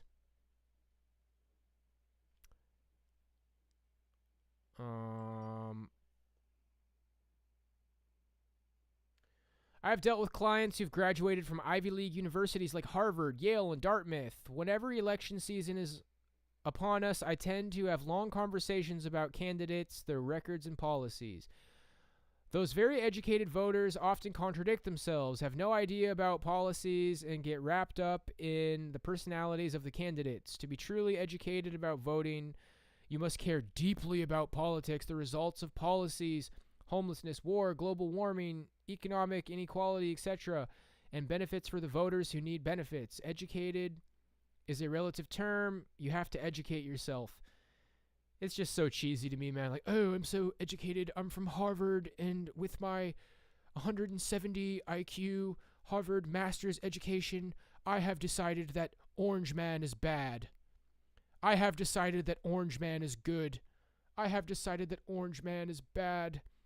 What if you decide that the entire system is a sham and that ultimately Hitler was right about democracy, that it just divides the people in half and makes them vulnerable to more or less a predatory relationship with their government? I don't trust democracy because I know for a fact there are more stupid people than smart people. Can I get an amen? You know who I was thinking about yesterday? It was Pastor Anderson. I guess it's kind of relevant because we're going to eventually get to history of the Baptist Church. Pastor Anderson's a meme, dude. And I'm not saying I've never enjoyed some things that Pastor Anderson says, but he says so many Christians are going to hell. He's like, the reformers were demon-inspired, and they're burning in hell right now. Amen. Hallelujah, amen. And the people in the audience are like, that's right. That's right. The church fathers were a bunch of desert demons, and they're all burning in hell right now. Amen. Amen. The reformers were demon-inspired men, and they're all burning in hell right now, too. It's like everybody's burning in hell, according to Pastor Anderson. Anyway, I guess that doesn't have anything to do with anything. Let's get some quotations on democracy. Stoic, I have spoken to a former Trump speechwriter, and he unironically said the elite are more bought into the woke left stuff than any point of elites actually buying what they are selling. The danger is not that a particular class is unfit to govern. Every class is unfit to govern. Lord Acton. The spirit that prevails among men of all degrees, all ages, and sexes is the spirit of liberty. Abigail Adams. Aha, here we go. A government of laws and not of men. John Adams, my ancestor, my based ancestor. That's right, guys. I am a descendant of John Adams on my mom's side. It was very well kept and traced, and I actually have an article written by my grandma about how John Adams let one of his slaves free. Apparently, John Adams was the founder of the anti-Freemason party. So I have a history of men standing against Freemasonry, though I've heard not such great things about John Adams as well, and John Quincy Adams. Liberty cannot be preserved without a general knowledge among the people, who have a right and desire to know. Well, if there was, I mean, it is a positive thing for there to be a general knowledge among the people. Is there a general knowledge among the people in the United States? Hell no. John Adams, baby. Remember, democracy never lasts long. I love how that's highlighted. I mean, democracy never lasts long. It just depends what you want to call a democracy. Like, well, this system isn't a real democracy. We don't live in a real democracy, and that's the problem. I think democracy is the problem. It's kind of like how people talk about, we just need to go back to the 1950s. You go back to 1950s United States, civil rights, Vatican II, everything just happens all over again 5 years later. You know, in the next couple of years, everything happens over and over and over and over again. You're not getting to the root of the problem. You just want to go back in time before, you know, the shit plant grew. And then, so yeah, democracy is flawed. The fact that democracy always becomes something bad, it means that it's just bad. Remember, democracy never lasts long. It soon wastes, exhausts, and murders itself. There never was a democracy yet that did not commit suicide. John Adams. That's right, John Adams, and it's because it's inherently a bad thing. Like, if a democracy fails every time, then maybe it's not that great. But we got a lot of John Adams bangers here. I must study politics in war that my sons may have liberty to study mathematics and philosophy. My sons ought to study mathematics and philosophy, geography, natural history, naval architecture, navigation, commerce, and agriculture, in order to give their children a right to study painting, poetry, music, architecture, statuary, tapestry, and porcelain. John Adams, let's go. I think we've heard enough from John Adams. John Quincy Adams, here we go. If there have been those who doubted whether a confederated representative democracy were a government component to the wise and orderly management of the common concerns of a mighty nation, those doubts have been dispelled. Let's go. Jane Addams. The whole freaking Addams family up in here. If the meanest man in the republic is deprived of his rights, then every man in the republic is deprived of his rights. Okay. Yeah, I don't really find that inspiring. Like, maybe fuck the meanest man. You know, maybe just throw him in the brig and forget about him, and then everybody else is fine. No oppression is so heavy or lasting as that which is inflicted by the perversion and exorbitance of legal authority. Joseph Addison. It is always easier to fight for one's principles than to live up to them. Alfred Adler. Democracy is a slow process of stumbling to the right decision instead of going straight forward to the wrong one. A slow process of stumbling to the right decision instead of going straight forward to the wrong one. Anonymous. Yeah, I would stay anonymous if I made that quote as well. Let's take Aristotle. Yeah, here we go. Democracy arises out of the notion that those who are equal in any respect are equal in all respects. Because men are equally free, they claim to be absolutely equal. Dude, Aristotle just dunked on everybody here. And when was he alive? Like 200 BC or something? 300 BC? Yeah. Aristotle's incredibly based. He who is unable to live in society or who has no need because he is sufficient for himself must either be a beast or a god. Well, Nobody's a god except for God, but might be kind of a beast. Let's be honest here. 4, if liberty and equality, as some persons suppose, are chiefly to be found in a democracy, they will be attained when all persons alike share in the government to the utmost. Yeah, and that's not going to happen. Based Aristotle. 4, if liberty and equality, as some persons suppose, are chiefly to be found in a democracy, it must be so by every department of government being alike open to all. But as the people are in the majority, and what they vote is law, it follows that such a state is a democracy. The good of man must be the end of the science of politics. They should rule who are able to rule best. Based.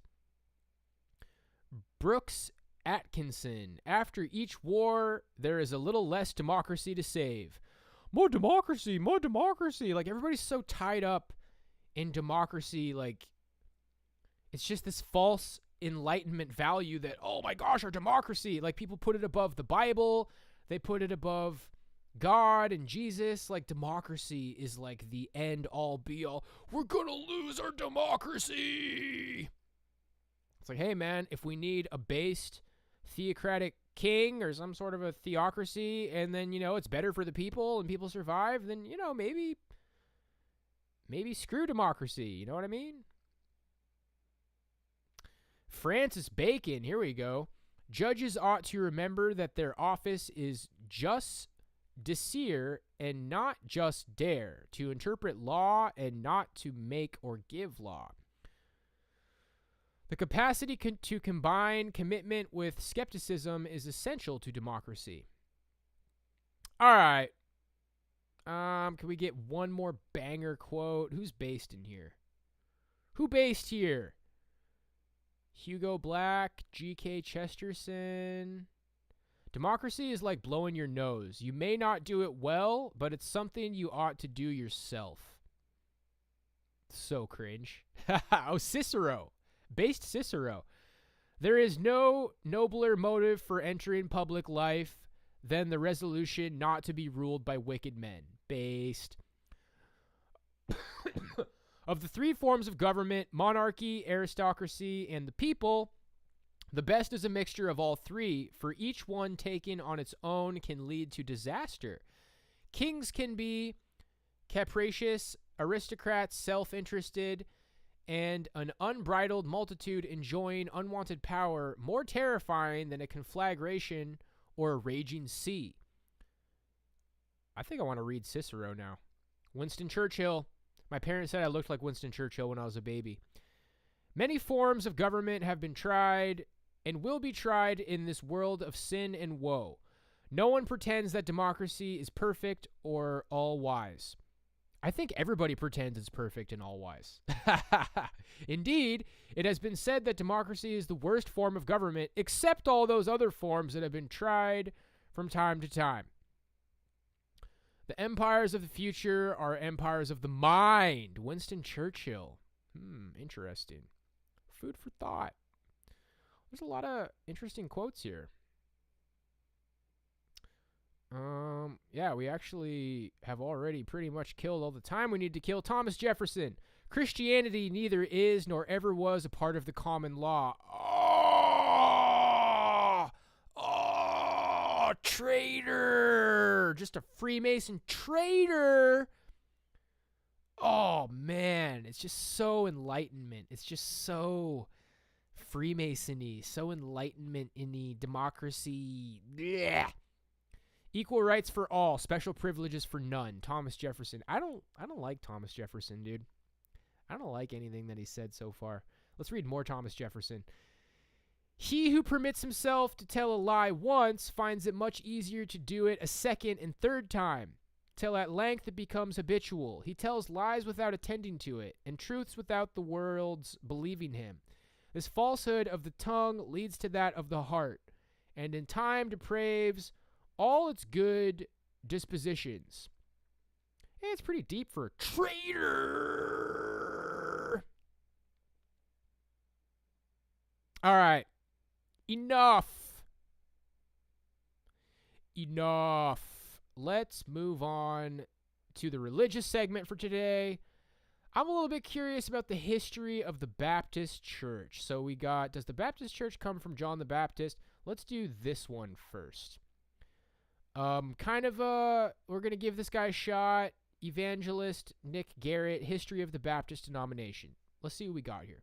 Hey family, how's it going today? So, I am currently gathering research, reading, writing for a video request I got on the Baptist movement. Where does the Baptist denomination come from? And I had to stop. You know, I'm partway into the research, but I have to be honest with you. There's one narrative about how the Baptist movement started that is just so false and laughable that I've got to just address it right off the bat. And the narrative starts like this. There was the pure early church, and then in the early 4th century, the Emperor Constantine, this wicked pagan man, and the Council of Nicaea. But there was always groups of Christians that hid in the woods and held to the true word of God. And then later, this wicked man, Augustine, talking about Augustine of Hippo, who lived like 300 years later. I guess the 300-year gap between Constantine and Augustine don't mean anything. And, you know, they were the ones constantly trying to destroy the church. And, then the narrative finally gets to the 1300s with the morning star of the Protestant Reformation. Yet at the same time, we say the Baptist movement did not participate in the Protestant Reformation. All of this is bunk, okay? And I'm sorry, even if I'm not going to criticize the Baptists too much, because when I first got born again, it was a Baptist church that I heard, okay? Because I had this born again experience. I was converted. I went from church to church, and it was the Baptist church that seemed to have the strongest grasp on what had happened to me. Penal substitutionary atonement. I'm down to pull up the Sinclair's threat to our democracy. Let's watch these videos first, but yeah, if you're still around, I'll pull that up at the end.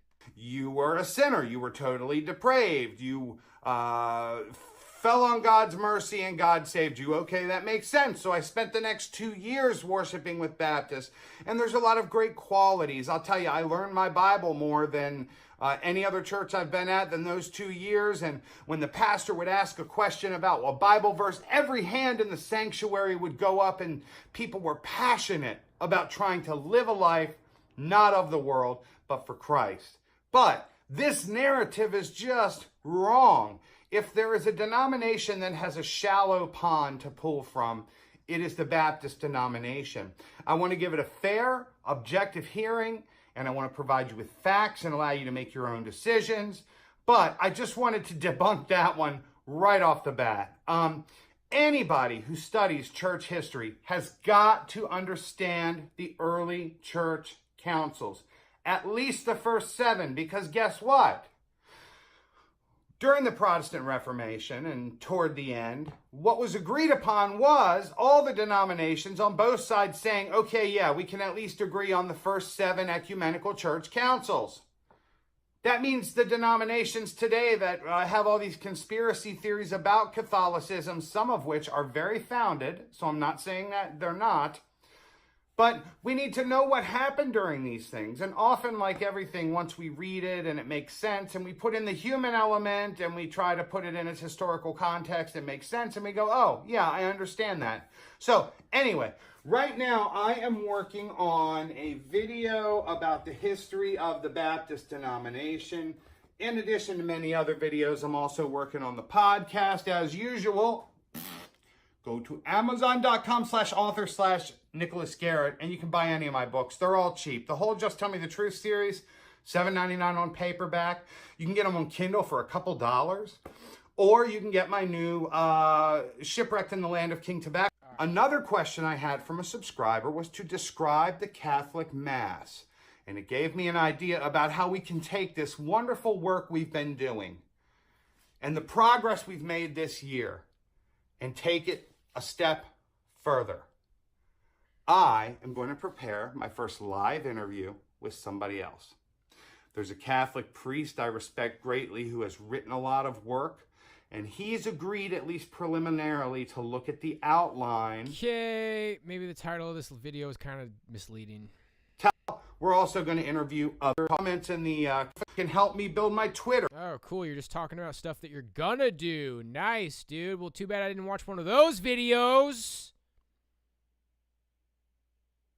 All right, does the Baptist Church come from John the Baptist?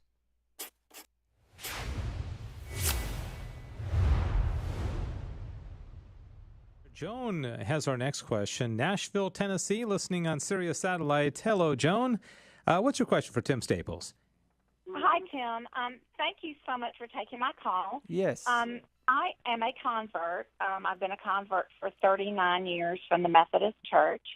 Well, welcome home. Thank you. I'm so excited. All right. God bless you. And I'm doing some evangelization, and I'm talking to a Baptist, and she said that her church was the first church. And I said, well, where did your church come from? Because I knew, sort of. Yes. And she said, well, it came from John the Baptist. This is like a lot of what's cringe about Reformed churches, guys. Maybe like the number one thing that's starting to put me off from Reformed churches and kind of pushing me more towards like the Catholic Church is just this narrative of history that, oh, there was the based, real Baptist church. They were running around in the woods and they were practicing the real faith, while the early Catholic Church was heretical and everybody was believing lies and demon-inspired. And that's a really ugly view of early church history. The way I see it is that the church was unified. All Christians were together under the same church. It was times dominated by Christians. It was pre-enlightenment, pre-secret societies, pre-mercantile rule. There's so many positives about the medieval Catholic Church. And just, this view that Baptists and Protestants have, it's like, oh, the church was wicked. Maybe you disagree with the traditions. Maybe you see the Protestant church as a more evolved, astute, like over time, people came to have a better view of how a service should be done. It's like you can be a Protestant or a Baptist. It's just this whole tarring and feathering of the history of the church. It's just kind of loony. And yes. I said, really? And I said, well, so I was kind of leading her down this road, and I used to know this because I used to be a Catholic fundraiser and, yes, know a lot of apologists, and I cannot remember. How long has the Baptist Church been around, and what did it break off of? Sure. Do you happen to know that off the cuff? Yeah, absolutely. In fact, I was raised a Southern Baptist before I became a member of the Assemblies of God years later, and that that's a nice little statement that your friend made, and we hear that from time to time here at Catholic Answers. That but I always like to point out that if you're a follower of John the Baptist, your baptism would be invalid. Because remember, those in Acts chapter 18, if you remember, Priscilla and Aquila, who encounter Apollos, who had only been baptized with the baptism of John the Baptist, he had to be baptized because his baptism was invalid. As St. Paul also in Acts chapter 19, verses right about 1 through 8 there, when he goes to Ephesus, there were believers there that were believers in Jesus only knowing the baptism of John, and they had to be baptized and receive the Holy Spirit.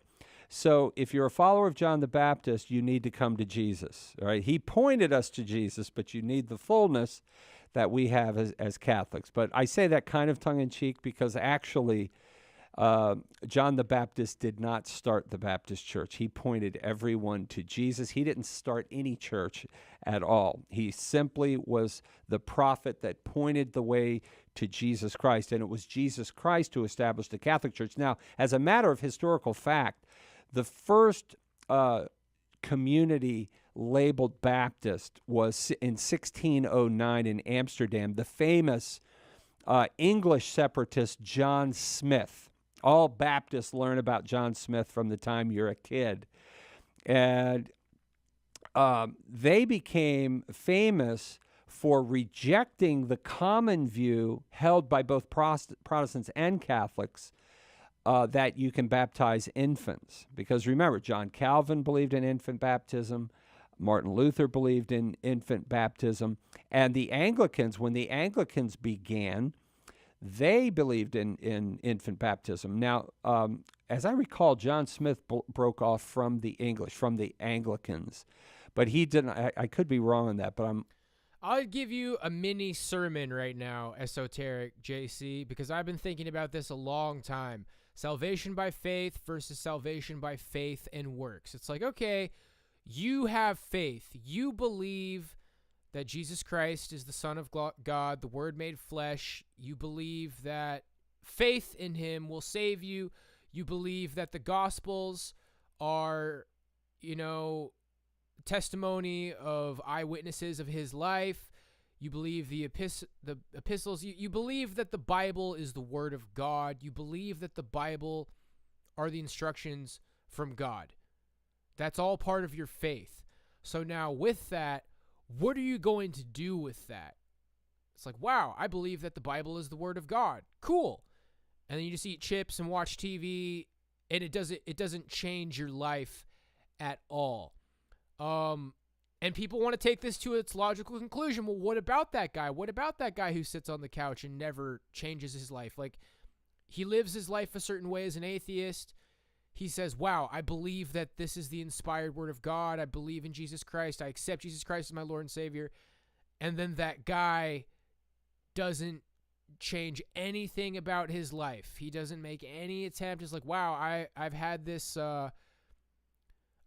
habit. Like, I've always enjoyed satanic comedy. Like, it's kind of a weird example, but I love like satanic comedy that mocks Christ. Now I'm a Christian.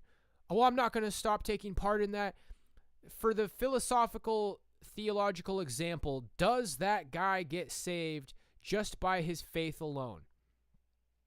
Well, I've heard a lot of people talk about like real faith versus dead faith and just what happens, because I don't really know any of those Christians who have a dead faith.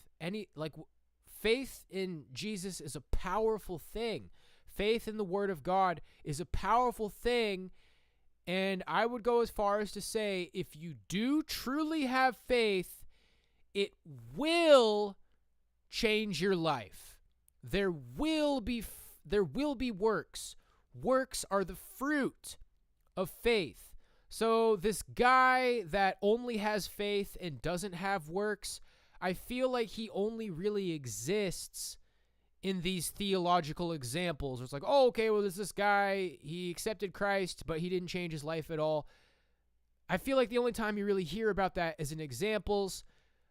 Are those examples really out there? Sure. All I know is that when I came to Christ, it did change my life, and it did bring works into my life. And I have a feeling the same goes for many of you. I have a feeling you guys have made an attempt to sin less, that you have made an attempt to change your life. So this idea that you need works to be saved, I don't think that's what James is saying. I think that works is the fruit of salvation. So Christians will do good works, and it is a fruit of their salvation. That's my take on it. I'm almost positive he broke off from the Anglicans, but he was kind of characterized as denying infant baptism, so he instituted what would later be called the believer's baptism, and that infant baptism was invalid, so you would have to be rebaptized. In fact, there was a big movement called the Anabaptist movement, which it means being baptized again, where they were baptizing again both Catholics and Protestants who had been baptized by infants. So that's kind of their claim to fame, but quickly the Baptists split, and until today there are so many different kinds of Baptists. I remember a Baptist hearing a Baptist pastor say one time, there's more Baptist denominations now than there are Baptists. But he was saying that kind of tongue in cheek, definitely hyperbolic. But there's lots now. You have divisions within Baptists from early on. You had those who were Reformed Baptists who believed more like John Calvin, double predestination and such, and then you had those who did not. From there, you have all sorts of Baptists until today, between groups like the Southern Baptists, the Fundamentalist Baptists, and the American Baptists in our own country. You have every kind of belief you can imagine. So it's very difficult to nail it down today. But you want to really go back to the early 17th century. Roughly 1609 is the year everyone points to as the first Baptist community, and that's with the famous Pastor John Smith. Okay, well, she's asked to go to church with me, and I told her that there's so much beautiful symbolism that she should really see it, and I could explain it to her. And I guess my last statement would be, I don't understand why Catholics have such a hard time talking about your faith. Yes. Because if you talk about it or you just show your faith, I've had so many people say, Joan, can I go to church with you? And I'm like, absolutely. Yes. And it's not about purpose. I mean, it is about converting them. Sure. But basically, when you see it and you explain about the Bible and how the King James was taken, the King James. I was trying to explain to her about the King James Bible and the Dewey Rames Bible and just the differences and where it was taken from, and she's now just enamored. That's wonderful. Yeah, you know what? That's what it's all about. And we at Catholic Answers, we are all about explaining and defending the Catholic faith. And the wonderful thing is I've seen in the last 28 years that I've been Catholic, coming up on 29 years, hard to believe that I would kiss Jesus' feet. Yes, I would. Been Catholic, there is a real movement, grassroots. The apologetics movement, I think, has had a big part to play in that, the converts and such. But Catholics all over this country and around the world have really ignited. And we see a tremendous movement of Catholics evangelizing like you are. Welcome to the Catholic Church. We need more Catholic evangelizers to get out and share what it is we believe. But I do want to mention one last thing to you, because one thing you're going to hear, there's a somewhat famous book written called The Trail of Blood. I have it in my office that attempts to trace a succession from John the Baptist all the way to modern times, and claiming that the Baptist Church actually really does go back to John the Baptist. Well, if that gets thrown at you, just remember they're trying to take groups, everything from the Waldenses to the Albigensians, in France, to Gnostic groups and all sorts of heretical sects that disagree with them and disagree with each other, and claim that they were actually Baptists being persecuted by the Catholic Church. And it's an absolute fable that both Catholic and Protestant scholars have rejected. So just to warn you, you might hear about that, but it's an absolute fable. It's called The Trail of Blood. But thanks so much for your call. Yeah, appreciate it, Joan. So, Tim, I guess right after John the Baptist said, I must decrease, he must increase, he broke off and started another religion, right? That's right. All right, so I thought those videos were all right. Well, the first one sucked, but this video was all right. As far as the history of the Baptist Church, I feel like we didn't get very deep into that. I remember back from the Southern Israelite days, he went into it a little bit, and I believe its origins were around the Civil War. Let's go ahead and do Wikipedia. Really quick. We had a nice full 2-hour podcast today.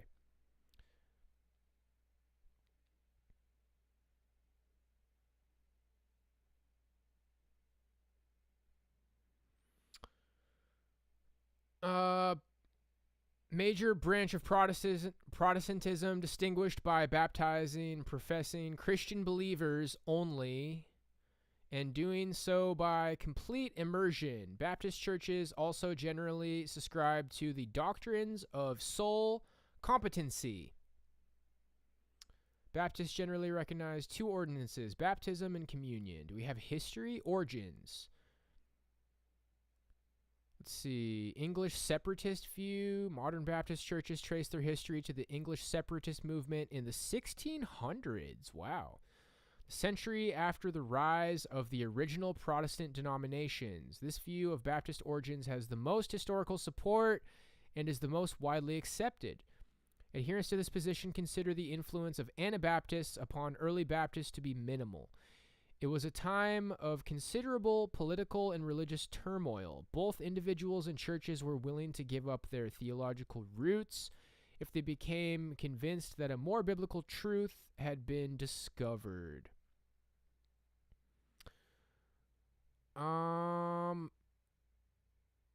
Okay. Well, I feel like we didn't get too far on this topic today. When I was searching YouTube,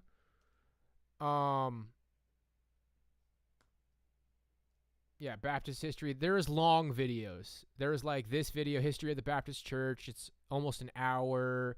Baptist and church history, hour and 20 minutes. Everything just ended up kind of being too long. So I feel like it wouldn't be a bad topic to revisit sometime. But for now, I'm pretty happy with this. I just wanted to have some closing thoughts on works in your life as a Christian. And me, I've more or less been a Christian since about 2018. I was coming around at the end of 2017, and it was happening in 2018, and it's just undeniable for me that a change has been made in my life. Now, is it a change where everything is wonderful all the time and everything's perfect and lots of material, like, oh, I got rich and I get tons of women and I'm the man now. I'm the man now that I'm a Christian. That's the kind of change that Christ made in my life. No. But I've showed you guys into my past where I'm getting canceled on Facebook and everybody's like, wow, Jake is such an asshole. Like, he'd go on my Facebook pictures and say, break up with that bitch and stuff. That was from a time when Christ was not in my life. That was from a time when I was in a very dark place.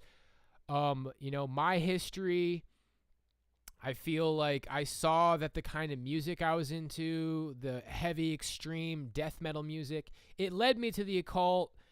That really bothers people for me to say that. It even bothers Christians when I say that, there really is the especially extreme style of metal. I believe that it's usually a glorification of Satan. You hear blistering fast blast beats and double bass for long periods of time, just for a minute straight. 99.9% of the time, that's a glorification of Satan. And people don't like hearing that, but I was into that kind of music. I was that kind of drummer, and that's where it led me. It led me into the occult. It led me to very nasty places. And an experience that I feel like I've had in my life is that the devil really wanted me. The demons really wanted me. The devil really wanted me. And he ain't going to give me up without a fight. Like, I was just really down in this pit in dark stuff. And Jesus pulled me out, man. Jesus pulled me out. And these demons and the devil, they wanted me down there. And really crazy stuff has been happening in my life, man, because I was in a dark place. And I just feel like God showed me his power by saying, you think you're about as twisted and dark and, oh my gosh, I'm so occult and so anti-Christian. You think you're really far down there in that pit, but I'm going to show how easy it is for me to just pull you right out of there and turn you into a warrior for Christ. I'm very grateful for it. August Burns Red is sick, dude. August Burns Red is sick, but still, you see, I know a lot about this kind of music, and the August Burns Red style isn't just like, it's not like never-ending 270 BPM blast beats and 270 BPM double bass. He's got double bass, he's got blast beats, but they still have a different style. The straight ahead, brutal, Behemoth, Nile, bands that sound like Behemoth, Nile, Dying Fetus, it's just not Christian, dude. It's just not Christian. I'm not saying you're not allowed to listen to it. Every now and then, I'll throw on maybe some Dying Fetus, Destroying the Opposition, Or I know, Killing on Adrenaline. I decided that was my favorite Dying Fetus album. I'll always have respect for it, but yeah, I do feel like particular rhythms and styles just tend to adhere to a certain kind of celebration, and I feel like the blistering, never-ending behemoth, Nile blast beats are like a glorification of demonic things. So I'm sorry. I feel like it's bad news. Sorry, guys. I'm just kind of over it. That's just not really my jam anymore. But yeah, August Burns Red's pretty cool. I like a lot of Christian hardcore music, personally. Look up the artist Screw, Adam Grossman, if you're into metal, but it's not fast style drum forward. I told this guy I'd look at this democracy video.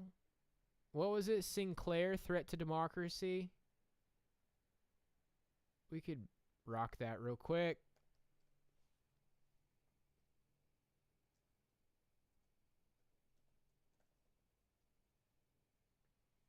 He said it was 2 minutes, right? Sinclair's soldiers and Trump's war on media?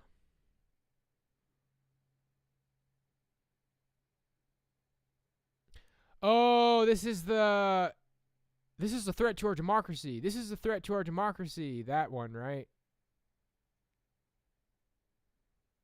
And I'm Ryan Wolf. Our greatest responsibility is to serve our Treasure Valley communities, the El Paso, Las Cruces communities, Eastern Iowa communities, Mid-Michigan communities. We are extremely proud of the quality, balanced journalism that CBS 4 News produces. But we are concerned about troubling trend of irresponsible, one-sided news stories plaguing our country. Plaguing our country. Okay, everybody's seen this, dude. Everybody's seen this, where they show all the different news segments and they're all giving the same creepy message about democracy. Yes, absolutely, good sir. I'm familiar and I concur. It's creepy. It's Orwellian. We made it for 2 hours today. Let's go. God bless you guys. I appreciate you. Somebody said something about chill streams. You know, I'm still wondering if, like, the 5 days a week podcast is overkill. Maybe you could think about going back to 3 days a week with the comfy Tuesdays and Thursdays. But I'd still think those grill streams, I'd kind of want to turn it into something more organized, like an alternate format where we cover topics that are just more chill or something. I don't know, guys. We do have great chill streams sometimes. I'm just really all about my productivity and my schedule right now. Right now, that's kind of like this little bit of peace and happiness that I've been feeling is kind of coming from that. I'm still going to get that video going. About the importance of routine and momentum and stuff for me. There will be chill streams again in the future, but I just think I need to get some more momentum going. I needed like a couple of weeks or solid couple of weeks where I just never screw up and never deviate from my routine. We got to stay hard. Anyway, my friends, my comrades, it has been fun. It has been positive. You guys are awesome. And I will see you tomorrow for the last podcast of this week.